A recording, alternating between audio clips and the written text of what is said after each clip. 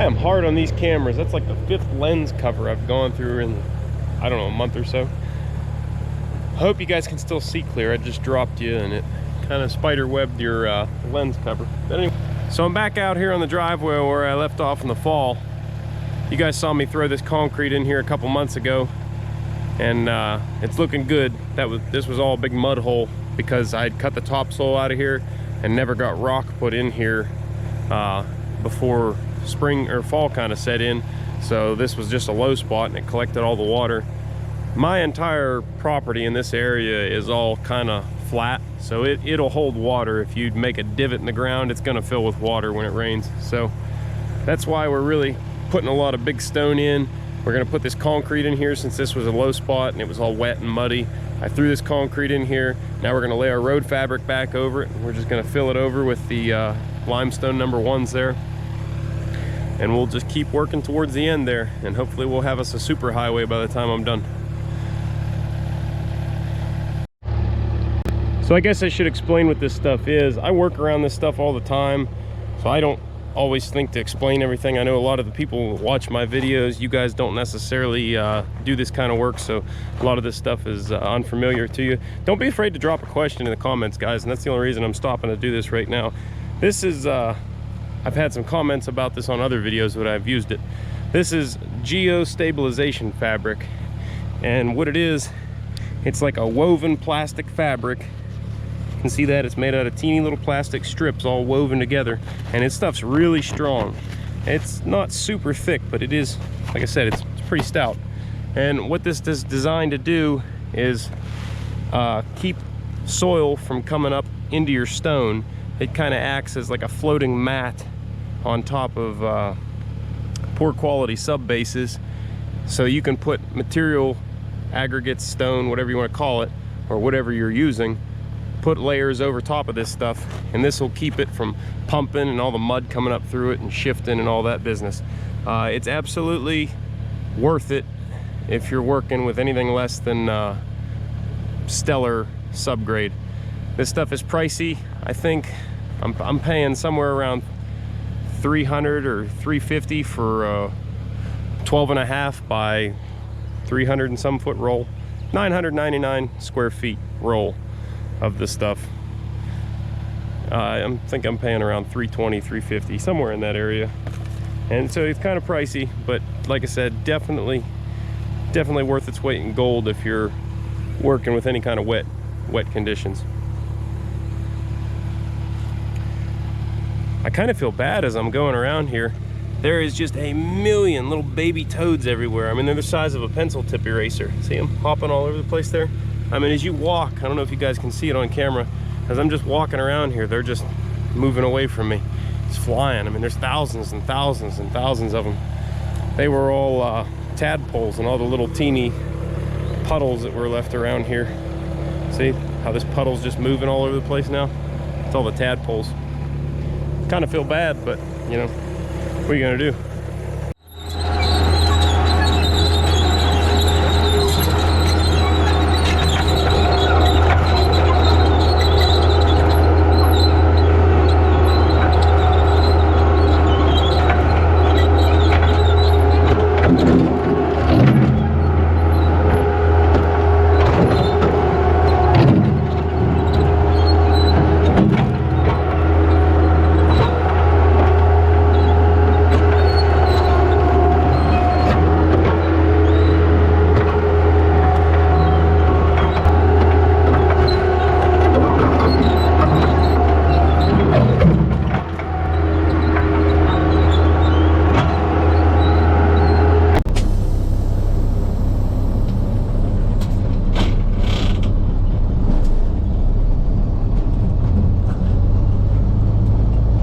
What's up, guys? We're loaded up here in the old International.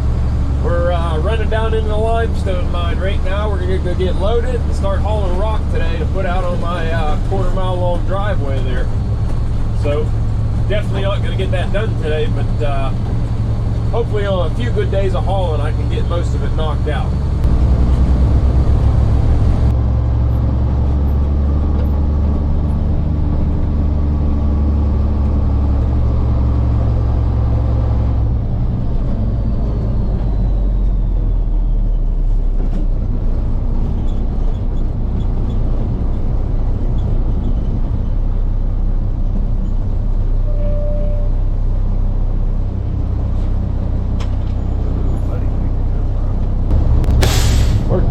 up onto the big road right now.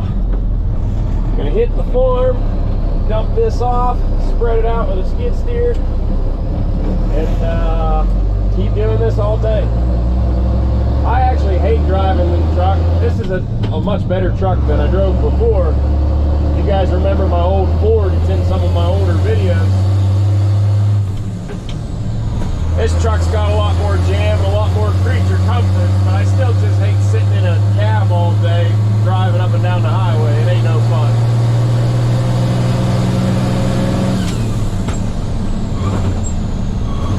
This is a mainly back road deal today though.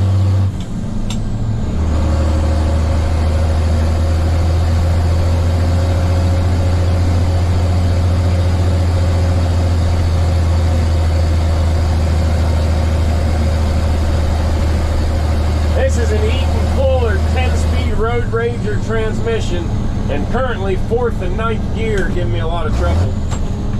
I think we're going to end up dropping this tranny and putting another one in. When I first got it, if you're coming down a hill or something, you let the slack out of the drive line, and you're using the engine to kind of hold you back going down a hill, sometimes that 9th gear would want to pop out on you. And now it's got bad to the point where 4th gear is also affected. That's the same hole.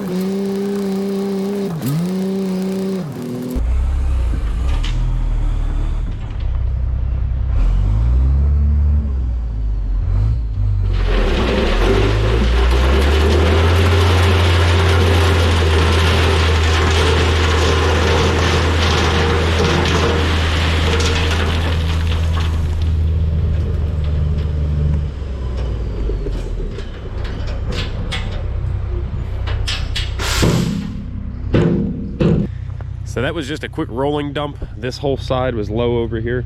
So now I'll take the skid steer and come down here and just take the thick part of that and lose it all the way down to almost where that truck's at. So that whole area was low and holding water before. So we'll beef her up a little bit and get her thicker.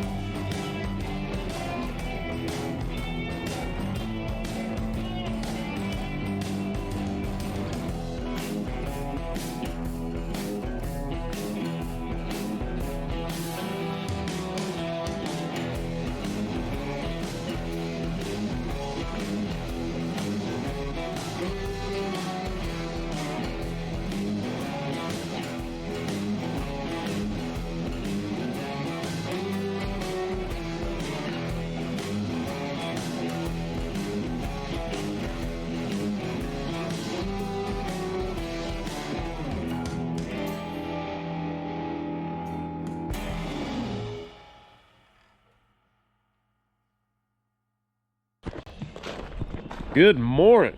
Back out here on day 2 of this project. Well, day 2 of this phase of this project anyway. Last night before I went in, I ran out of plastic, so I had to put some more plastic down. But before I could put more plastic down, I had to strip off more topsoil, and I forgot to set up the camera, so you guys didn't get to see that. But all that is just the 3-4 inches of topsoil that sits on top of this good clay around here. So if you put a road on top of topsoil, it just makes a mess. You always want to strip your topsoil off before you go putting down a road base. So we got our plastic here. We got our first load of stone there of the day. Let's get this dumped and turn and burn for another one.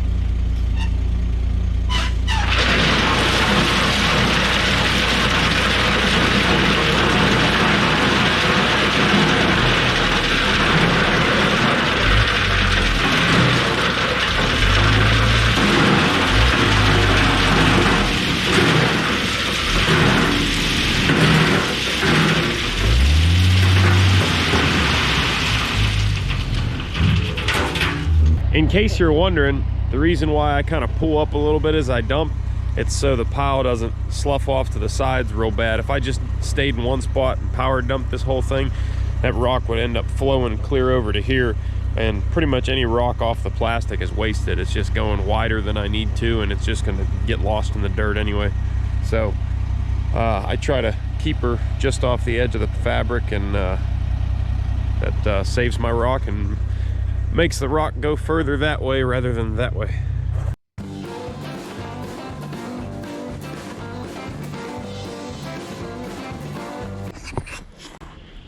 Well, I knew things were going too smoothly around here. I just had some sort of big hydraulic line blow out on the side of the machine here. There's damn fluid everywhere. I gotta hurry up and get some diapers and soak this up and rip this thing apart and see what we got going on here.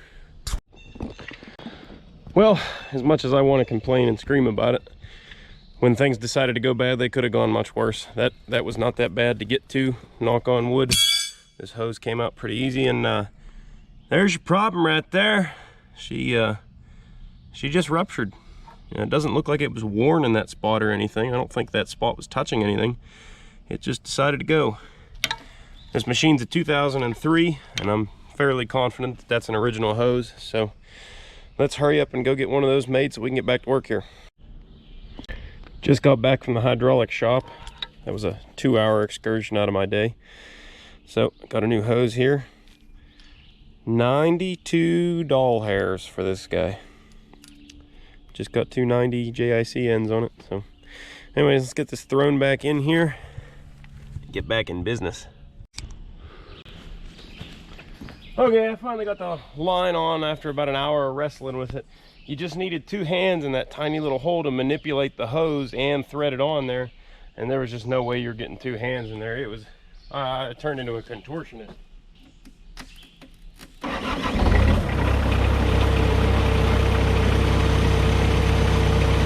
I filled it with hydraulic fluid, and now I'm going to check it for leaks, bolt it back together, and keep stripping topsoil. Always something.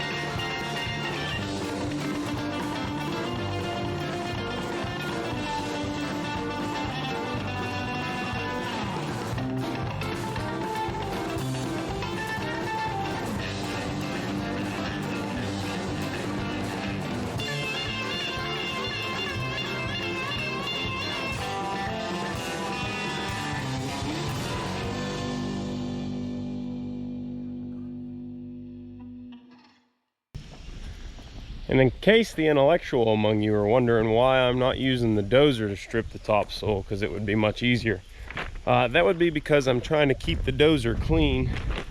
I've got some cylinders I want to repack and just haven't got to actually repacking them yet. So yeah, I don't want to make it an oily mess again and then try to work on it. Not enough hours in the day, people. Not enough hours in the day.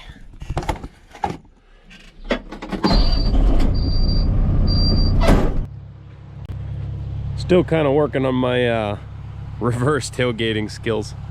Not the best, but still easier than tackling a whole pile quicker. So let's hurry up and get this laid down and go get some more.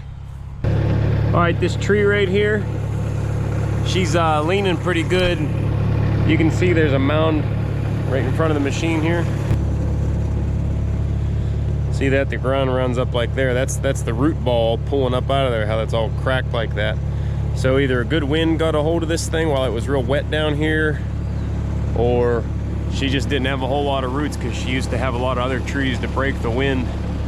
You know, that happens when you clear a big area. These trees that I leave out in the open like that, sometimes they don't make it because they don't have the root system to support themselves at the full brunt of the wind, or even just a little bit more brunt of the wind, because they used to have a lot of other trees around them to break the wind, so they didn't need to be as strong.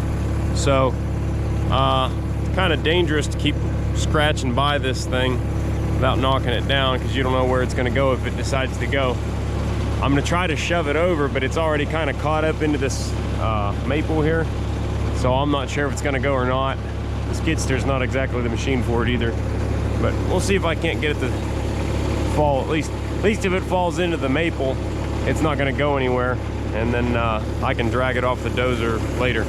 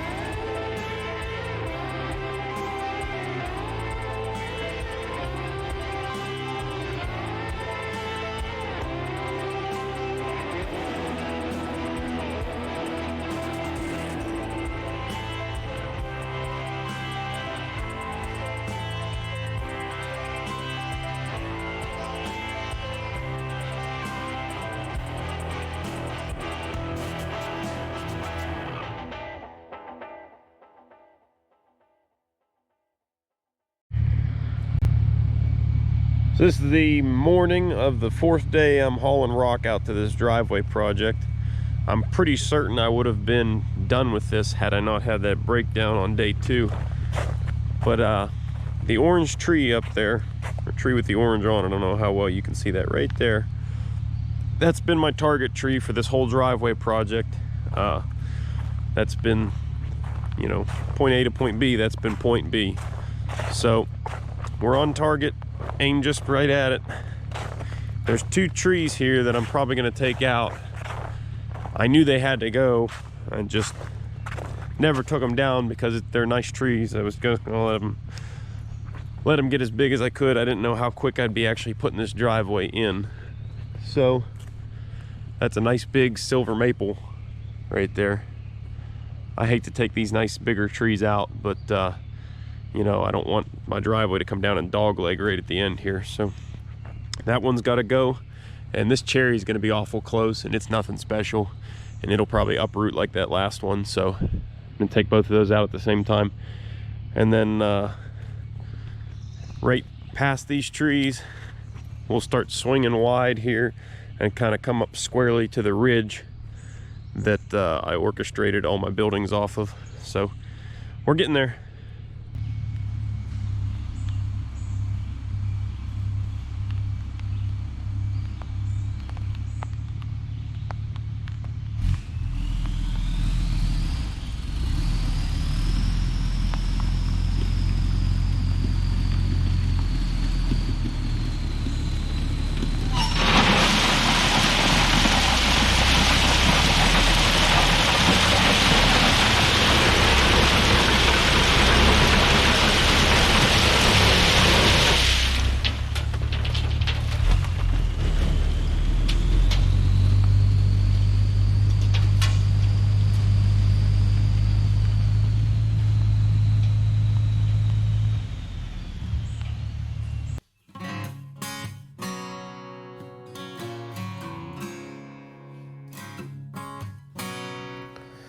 Well guys, I'm just a one-man band, and this is a pretty darn big project for one guy, so that's about as far as I've got her right now. I'm going to haul the excavator back out there soon, take out those few trees that are in the way, and we'll finish this driveway out, and I'll have good dependable access back to the shop. I'm going to also get some gravel put in that shop here ASAP. I know a million people have been on me about that, but once I have a good way in and out of there, that opens up the door to me finishing the shop a lot easier. And drum roll, auto car time. I know I've been getting a lot more comments about that, so I definitely want to get on that. I just need to get this stuff done so I can get there, literally. Anyway, thanks for watching, guys. If you liked the video, don't forget to hit the thumbs up, and if you haven't already, go ahead and subscribe, because I got a bunch more cool stuff like this, building projects and everything else. And I will see you in the next video. Later.